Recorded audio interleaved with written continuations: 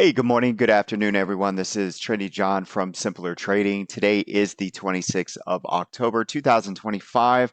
About 9:47 Central Time, we're going to get started here with our broad market analysis. First off, I want to say thank you for the amazing turnout for our last webinar, but I also want to remind you that we have our second webinar coming up this Wednesday at 7 p.m. Central. So if you were not able to make it, please come there. Couple things that will be happening is I really want to take a little piece of trendy methodology and apply it to the webinar. So I want to give you a small teaching lesson during that. So make sure you show up. I'll be giving you what I feel like is a big golden nugget for your trading. So if anything, for free, I'm going to give you a free lesson, if you will. Okay. Again, huge turnout. I couldn't ask for anything better. And so I just want to say thank you once again. While we go over this, please understand that the broad market analysis, it is a week by week, but I will also show you the very big picture that has really kept me on the right side of my trading, especially during this year, especially during that really big pullback that we had. We had a plan, we stuck to it, and here we are today talking about the benefits of it. So I will show you a couple things like the quarterly chart. We're going to go over the SPY, the Qs, the Skew, the TNX, the 10-year Treasury. We're going to go over this economy calendar. And the reason why we go over this is just in case any of these catalysts come out, they cause volatility. But that doesn't keep us from trading. That gives us the edge in the market. We're already identifying levels that we want to go long and short at before price gets there. So one thing that Trendy has over many other services out there is that we are looking at what we're going to do in advance. So we already understand the strikes that we want. We already understand where we want to go long in the futures or short. All of these levels are very important to the overall success for us on a weekly basis. So before we get started, if you wouldn't mind just taking a moment and hitting the like button, I really appreciate your support. Let's get started. So first things first, let's get over here to this US economic calendar. The one thing that I want to talk about is right now, data is subject to delay if government shutdown continues. So a lot of this is not even coming out, but let's just go over it just in case something does come up. So today or tomorrow, sorry, is October the 27th. We have durable goods. And then on Tuesday, S&P Case-Shiller, and again, customer confidence. Wednesday, October the 29th, advanced U.S. trade balance, advanced wholesale inventories, advanced retail inventories, pending home sales, FOMC interest rate decision, and Fed Chair Powell's press conference. Thursday, initial jobless claims, 8:30 GDP, Fed Vice Chair to Supervision Michelle Bowman. And then on Halloween, Friday, October 31st, personal income, PCE, core PCE, employment cost index, and so forth. And again, everyone, data is subject to delay if government continues to be on shutdown. Okay. The next thing that we want to take a look at is going to be this week's earnings. And boy, there's a lot going on. This is like Christmas for me. So you all know that I love to trade earnings, and that is one of the edges that I also teach. And I may be talking about a little bit of that going into this Wednesday's webinar. So make sure once again that you show up. I would love to teach you a little bit of how I approach earnings since we're dead in the middle of it. So some names on here, I could probably list off 10 or 15 names that I'm interested in, but as all of you can see, we're hitting some really big names out there. And to get started on Tuesday, we have SoFi moving down. You have PayPal, United Health Group. We did really well there, peg in the bottom. I actually own shares in this, but we also had a really nice options trade that we took earlier this year on the dip. UPS coming in. I'd be really interested to see how they're doing this year. And moving on, going into Wednesday, I hold a position here in Meta.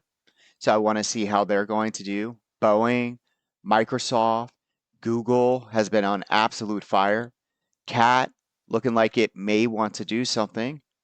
Going into Thursday, LLY, Amazon, Apple, Coinbase, the list goes on and on.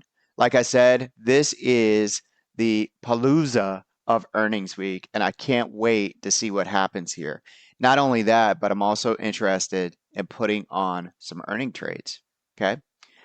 Next thing I want to talk about during this broad market analysis is understanding the bigger picture of SPY.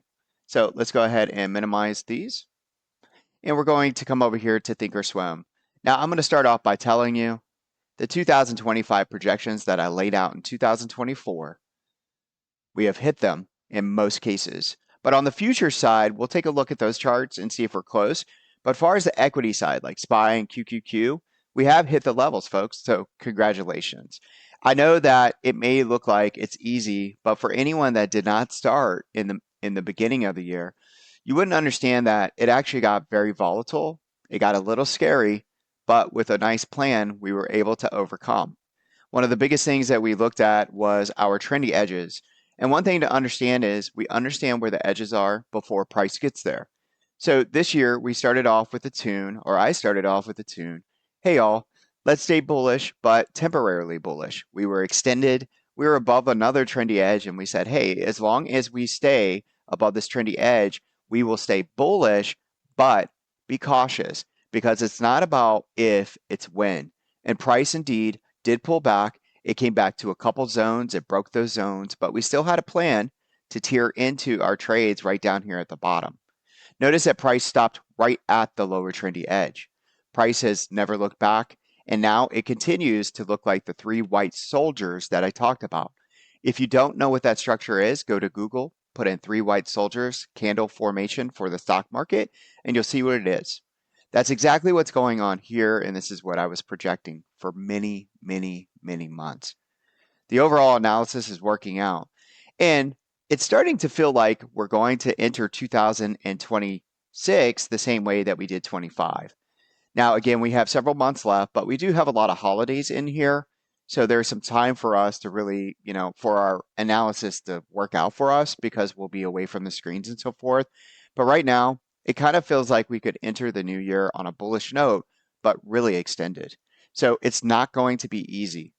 And that's a reminder that we start our challenge after this Wednesday on the 30th. Our challenge kicks off. And that's why you came to the webinar last week. And if you haven't been to the webinar and you come this week, we'll be talking about the challenge of the year. I believe it's going to be very difficult, just like it was last year, or sorry, in the beginning of this year. You need to understand where your levels are. You have to have a plan in order to succeed in this market. I don't want to come in half-assed and just like right at the end of the moment, bring in fear into the market and not have a plan. We need to make sure we have a plan going into 2026. So again, make sure that you show up on Wednesday at 7 o'clock p.m. Central Time. Okay. This is beautiful. And I want this to work out for us next year as well. Okay. Let's move on. We're at the projection. Understand that our support at the moment is about 614 to 571 on this particular chart. Now, the reason why it's so far below, again, another 60 points to the downside, is because I want to leave some room for some possible volatility that could come in. I don't know what's going to happen when the catalyst hits about the government. It could go down, it could go up. Maybe we're projecting to the upside right now because they're taking into consideration what's going to happen. So sometimes, we may look at that market and say, this will be a sell the news event. I don't know. But what I do know is that there's a lot of diversion between current price and this 9 EMA here. Okay. This is support until proven otherwise. Again, 614 to about 572, far as the quarterly chart is concerned on SPY. Now, the quarterly, very, very important before I move on. This is what keeps us on the right side. If you go back since about, I think it's 2011. Let's see here. Actually, around 2011 right here. We reclaimed this cloud and we have stayed above this cloud the entire time. So really, at the end of the day, anytime price comes back into this cloud, we're looking at buying. Now, things will change if we start to get closes underneath this cloud in the future. But as of right now, it is support until proven otherwise. And one thing I really like, using some Fibonacci's and structure, my support level is actually confluent with the 9 EMA. Let's move on to the weekly. This is where a lot of traders really rely on the levels that I provide because they're looking at the market from a week-to-week basis. So over here, what's important to note is that we did go indeed on an inside and up as soon as we got over that level. We talked about that last week, and I made sure to make sure that you understood that we were bullish over that level. And of course, we did stay bullish. Man, we had an amazing time in the SPX room. Lots and lots of wins, and I want to make sure that we stay on that trajectory. Okay. So inside and up formation, and inside and up formations typically lead to, let's just look at it this way, inside, and then we have this going on. They lead to the upside, and in the future will end up, breaking down, and then we'll come back to this level. So what we could do is project from this level that this is going to be our future trendy buy zone. Okay. So where will we go? Well, that's a big one. We don't have any structure up and to the left, so therefore we're using what's called Fibonacci extensions. Fibonacci extensions help give us a target into or to the upside or to the downside if we don't have structure. So when I say structure, there are no candles up and to the left. We are in what some traders call blue sky breakout. My fib extensions that we could possibly get into are 681 by 690 to the upside. Okay. My support, if you notice here, is 672 by 662 for the remaining of this quarter. Now, I want everybody to understand that these levels change every time we make a new high because all I'm doing is anchoring my coefficients to the last 2 weeks. So again, if we make a new high, we have to then anchor them to the new high and you'll get new numbers. But for right now, I'm basically using the 23.6 all the way down to the 618 for these 2 weeks, and that's where these numbers are coming from. And these range is what I'm using for this quarterly earnings season. Okay. A lot of noise came out here, lots of noise. And, it was right before earnings. And several BMAs ago, I told you, just cancel the noise. We're getting ready to go into earnings season. And what they're trying to do is give you catalysts to really make things in your head chaotic. You got to learn to be zen, and just concentrate on the levels themselves. Okay. Fib extensions here, support down here, 9 EMA is down here. My overall projection is that we're going to move up a little bit here, especially going into this week's earnings. This 9 EMA, I'd like to see it pull up into or around this 50, somewhere in here. And that makes sense to me. Then it will be confluent with what we call the golden pocket, okay? Or the golden profit, as I've said. Now, moving on, let's get into QQQ, the bigger picture. And of course, it's going to look a lot like Christmas. But no, seriously, we have moved up into the 2025 projection. I told you that looking at the NASDAQ projection for 2025, that we weren't finished yet. Matter of fact, several weeks ago on the small dip that we had, I said that my NASDAQ was still projecting X amount of points, which would put us into the 618 level. And here we are after this week. Congratulations. Once again, the analysis is working perfect. Notice that we're in this zone on the QQQ, but when we get over to the NASDAQ, we could still continue to move higher. But we're not going to ignore the fact that our extension from the 9 EMA into the high of the price, this area in here, is quite extended, but there are ways to stay long without being scared, and that's what we're talking about during our challenge. A lot of traders this year, believe it or not, are having a really hard time. It's hard to press the gas when you feel this extended. Sometimes technical analysis really can give you paralysis in the idea of staying long because everybody's telling you this doesn't feel right. But there are ways to overcome that, and I want to teach you that in the next 30 days, starting on the 30th. Okay. Notice right now we have a lot of confluence. The 9 EMA is set down here, what we call the golden profit area. And as long as this is here, I feel really good. If price were to dip down into this area, that I would buy again. Once again, just like the SPY, things have been working out very, very well above the cloud for many, many, many years. And I would anticipate they will continue this way. But at some time, I also anticipate we'll get some pullback into the 9 EMA again that will shock a lot of traders. And most of the time, it'll be when you're not expecting it. But we will have a plan going into 2026. And once again, I look forward to sharing my projections with you before the beginning of next year. Let's go ahead and move on here into our weekly. The weekly here on the QQQ is also an inside and up formation. I told you I was bullish on this. It continued to stay bullish, and really all dips are meant to buy until proven otherwise. So here, what I'm looking at is our support at the moment when looking at the Qs is 23.6 to the 618. These numbers change as price makes newer highs. I'm currently using the last 2 weeks of range, just like I'm using on the SPY. I want to stay consistent with that going into this week. Now, this is a pretty wide range. That's at 600. Current price is at 617, but 17 bucks is not really that big of a deal. It actually falls in line with the weekly ATR of about 18. If you don't know what the ATR is, average trading range or average true range of this, so we're right there where we need to be, and I would expect this to be support until proven otherwise going into this week's earnings. Okay, let's go ahead and now go into extension targets. Same thing. There's no structure over here to the left, so all I'm doing is applying Fibonacci extensions, and that's going to give us our levels to the upside. Okay. All right, next, let's move on. The next thing that I want to show you is going to be the dollar. So the way we do that over here on Thinkorswim is a dollar sign, DXY. And the one that I like to use is the second one here. This is the one that I've already put my blueprint on for you. I've left the annotations here in the room exactly the same. So for right now, I would say over 99.5, be cautious. But other than that, risk is on until then. Okay. Let's move on into the TNX or the 10-year Treasury.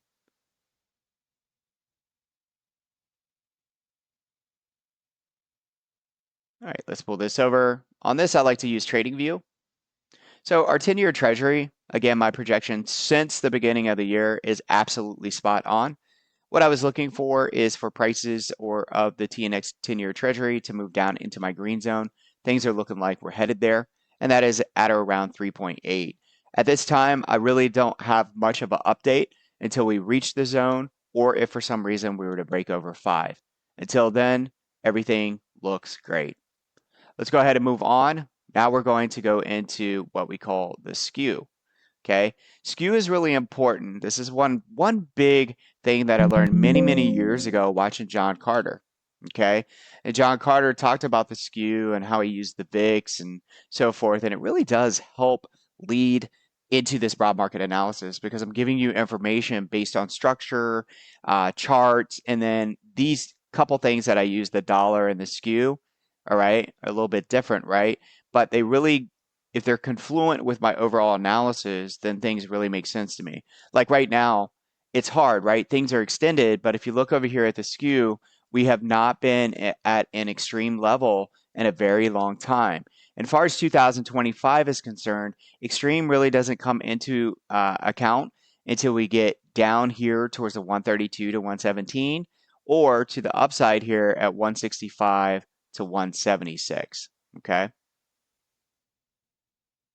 So extreme levels are here. And basically what happens is if the skew is pushing up here, our hedge funds out there are really starting to put, you know, they're thinking about insurance, right? That means that the market's moving at an incredible pace to the upside and things just don't feel comfortable. And when that happens, we like to go out and buy insurance instead of waiting to the last minute. So that's kind of like that thing. Don't buy puts when the market's moving down. Buy puts when the market's moving up, but at levels. And down here, this is when we would have extreme fear in the market. And this is when a lot of people, especially fear, they go out and buy tons of puts, and then the market rips to the upside. Right now, because we're at earnings season, we have pending catalysts like, tariffs and government talk, and we're really just hanging out in the middle. So you really got to have a good process in order to take advantage of the market and not be too concerned about all the noise out there. So although, okay, the skew is to adjust my portfolio. If the skew is high, one might consider buying protective again, or if it's low, looking at being risk on. Right now we're in the middle. So the 153 level, I'm just telling you that anything can go. Be super flexible. All right. The next thing that we're going to be looking at is the fear and greed index. The fear and greed index is great. I feel like we get a fear and greed by just looking at the charts that I show you, but this kind of helps solidify what I'm saying. Right now, believe it or not, the majority of participants are still fearful, even after making all-time highs. And what I think in my mind is the reason why people would be somewhat fearful is they cannot believe the move that's happening, especially traders, right? But my neighbors, my friends who are not trading all the time, they're just sitting back and enjoying looking at their 401s. And it kind of makes you laugh, right? But if you're a trader, you're just overly surgical sometimes and concerned about every little move. But this right here represents, in my mind, retail traders, right? Far as the big picture is concerned, things are going really smooth. Yes, they are, I would say, a little extended here. And so I get it. I understand why there's a little bit of fear, but they're also thinking about earnings and they're also thinking about, well, what happens with the government? And so people are just a little bit fearful. All right. And so again, majority of participants are on the put side. What happens then? The market tends to rip. Their puts go to zero, or they, somehow lose a little bit of money. My overall portfolio is net long, and I'm sure many of yours is as well, with a little bit of hedging here and there. Okay. All right. Let's go ahead and go from the fear and greed. And by the way, it came up a little bit. Last week was 27, which was, getting there at the extreme levels, but the skew didn't match up, right? A lot of things didn't match up for the extreme fear, which really made me feel confident that the fear and greed index wasn't aligned, not necessarily aligned that well with my analysis. And I was bullish, right? My indicators were bullish. And therefore, we actually, I would say, came out on top and we had the edge over the market like I would expect. Okay. All right. So the next thing that we're going to be looking at now are the ES futures. So again, this part is really important. And as I said, going forward on the challenge, we do trade futures almost every single morning. We trade equity, we trade options, primarily options and futures with a little bit of equity. But my overall strategy and methodology works on equity. So if you're into trading shares, make sure that you're also here. Okay. But with the futures, if you're interested, I would reach out to your broker and see if you can get permission to trade. We'll be teaching that. I'll be trading it every morning and helping you, especially for anyone that's interested in trading micros. You could still trade minis with me. It's just more or less when I'm teaching and trying to get you the confidence. I would highly recommend that you trade micros instead of minis, just because less risk there. Okay. Anyways, let's move on and get into the ES futures. We're going to work with the top-down approach. So we're going to go to the weekly, and let's just go right here. And it's going to pretty much look like the ES future, or sorry, with the SPY. We have an inside enough formation. The support is 23.6 to the 50 line. I use the last 2 weeks of range. I'm projecting the 9 EMA moves up towards the golden profit. So this right here moves up into this area. So once again, projecting that we move further up. And we could see 68.62 by 69.33 going into this week. Our weekly ATR at the moment is 178 points. That leads me to my next chart, and I'm very, very proud of this. I've been doing this for years, meaning that I'm projecting way before analysts out there in the stock market. So not only am I projecting the right numbers, I'm also projecting where to buy, and I don't have to rely on talking heads on the TV. Okay. Let's go over here. I want to show you that projection and what it looks like. 2025 projection still says 7,016. Let's just call it 7,000 so we have 175 points that we could still see to the upside before I at least hit my target one. Now, what does 175 equate to in the SPY? 17 and a half, $18 in the SPY. Now, of course, it looks extended just like everything else, and we'll continue to talk about that. But for right now, instead of worrying about that, just understand that in the future, if prices were to come back around this area, I would be looking to buy. Let's get back to the weekly. Inside enough formation, projected fib extensions, put those on your chart. And then far as support is concerned, I understand from a futures perspective that this is a really wide level of support. So it's not like I want to be long here and put my stop underneath that level. Okay. What I'm saying is if we were to dip into there, I'm definitely looking for buying. And we talk about that from an intraday every day. okay? Just in case we were to come into levels, we know what to do. On the daily, this is where I look for cycles 2 to 3. 2 to 3 days up, we consolidate. One really big day, say over 65 to 70 points in the ES futures, we look for consolidation and so forth. We're coming into Monday on 2 days up, so I would be looking again 2 to 3 days up and then consolidation. We did leave Friday with a green arrow, which is a buy signal. So I'd be interested to see, if this continues, if we get the nice gap up tonight. Either way, it doesn't matter if we do. Just understand that I have triggers on here, and these triggers, right? You won't notice that we have uh, a short trigger because we don't have any structure over here, so there's nothing to really short. And I'm not the type of trader that's going to try and tell you to time the top. So let's go ahead and just look at it from a resistance level, and then potentially where we would try to get long. Now there is an area just right underneath this candle where I would try to get long as well. So please understand that. That will be on your intraday chart going into tomorrow. Okay. But go ahead and put these on there. Understand that when price moves to these trigger longs, it's not a blind trade. We go to a smaller time frame and we're looking for certain things that we teach here in the room. Let's go to the 4 hour. The 4 hour is pretty straightforward this week. I just want to make sure you understand where the edges are. So our upper weekly edge is at around this level here, which comes in around 68.25 or so. And then our lower level is 67.07 and 75. Okay. And basically what I'm saying is if price were to come down to here, I'm looking to get long. If we're underneath this 68.25 and a quarter, I wouldn't say that's caution, like it's scary. Just understand that you're now underneath a sell zone and prices could go sideways to down and digest, like I was talking about before. There could be some hurry up and wait, so even if we get a gap up, we might come in and then wait for the bigger names to report this week. So try to be patient going into Monday, Tuesday timeframe. And then as some of our bigger names start to report, you may see that follow through to the upside or to the downside into levels like this. Okay. So that's kind of the big thing. Let me make sure I reiterate that. With looking at the earnings schedule for this week, I really feel like if we get the gap up, it might be a hurry up and wait. So if you didn't come in with some sort of bullish trades, just be careful. Again, we'll talk about it during the prep tomorrow. We get started an hour and a half before the market opens. Okay. So other than that, that's all I really have to show on the ES futures. Now let's go over to the NASDAQ. And we'll start there too with the 2025 projection. And you can see we're still pretty darn close. We still have about 200 points to go to the upside.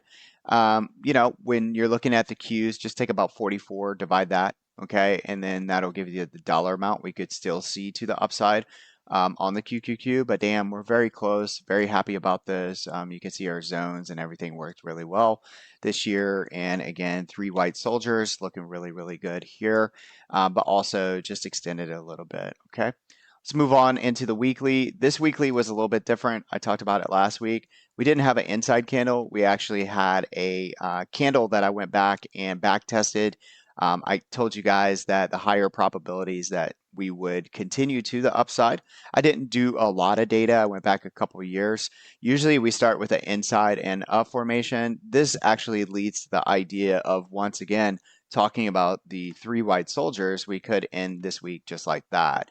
My fib extensions to the upside are 25,760 by 26,000. The support is based on the last 2 weeks of the range. I used the 23.6 to the 618. Yes, I understand it's pretty wide, but I wanted to take the earnings season into account, plus the possible government catalyst that could cause volatility. Let's go ahead and move on to the daily. Just like the daily, I do not have a short trigger. I do not have structure to the left, so I don't want to have a short trigger. I just want to make you aware that we are resistance around 25,550, just call it that. And then I have our trigger longs down here to the downside, again, using smaller time frames to figure out if I wanted to take my trade at those levels. And although I do not have a trigger long here, I would put a line underneath there. We'll talk about that in our 90-minute session tomorrow before the market opens, of why I would be looking at that level for support. Okay. Once again, going on into the 4 hour, it looks a lot, again, like the ES futures, where on this in particular, our upper weekly edge is here. If we were to break down underneath that, sideways to down until proven otherwise. And if for some reason, this is a little bit wider, So from here, 25,000 down to 24.8 basically is where I'd be looking to buy if we get some surprise to the downside. Let's just say like some of the Mag 7s don't do well. In my opinion, no matter what is said during the earnings, the information spread to retail traders, you and I, would be the catalyst to push price down into a zone where I'd be looking at buying. Okay. And we'll have a plan if that does happen. All right. All right. Let's move on now. We got through the ES and the NASDAQ futures. Let's go over to Bitcoin and we will finish here. On Bitcoin, everything's working out quite well. It's just being a little lethargic lately. Now, I did look over at my Robinhood account for my crypto account. And it's looking really bullish at the moment. It's showing that Bitcoin is trading at around 100, 113 and a half. But, just understand we're still in the neutral. So this is the same zone I've been giving you a while. At the moment, their quarterly is not three white soldiers. It definitely looked like that at some point, but it came inside. It almost feels like it's accumulating at this time, maybe taking out some weak hands and so forth, different catalysts out there to kind of shake people up. But as far as the weekly, this is where I would concentrate if you're more of a trader of crypto. I'm a long-term holder. What I'm looking for is it's an inside week. If this holds true and we gap up, just understand that we're gapping up into what we call the bearish golden pocket. And all I did was take this high to this low, apply some Fibonacci's, and that's how I come up with that level. So if we were to gap up close to this, understand this is resistance until proven otherwise. Bulls, you need above 119 in order for me to feel really good that we're just going to end up making another high here. So again, 119 is kind of the ceiling for right now, and I wouldn't be concerned unless we start to break down 100,000. And still then 100,000, I would be looking at buys around 97 and 92. Okay. So that's what I have for this week, guys. I really appreciate your attention. Can't wait to trade with you tomorrow morning. As a reminder, please be at the webinar at 7 o'clock p.m. Central Time on Wednesday. We'll have our second webinar. We had an amazing special that I decided at the last minute to throw in the SPX room for free with the Elite package. That ended, and you guys, man, you guys really took advantage of that. I don't foresee any surprises, but you never know coming into this Wednesday. So I can't wait to see you guys there. Have a good one. Have a great weekend. Talk soon.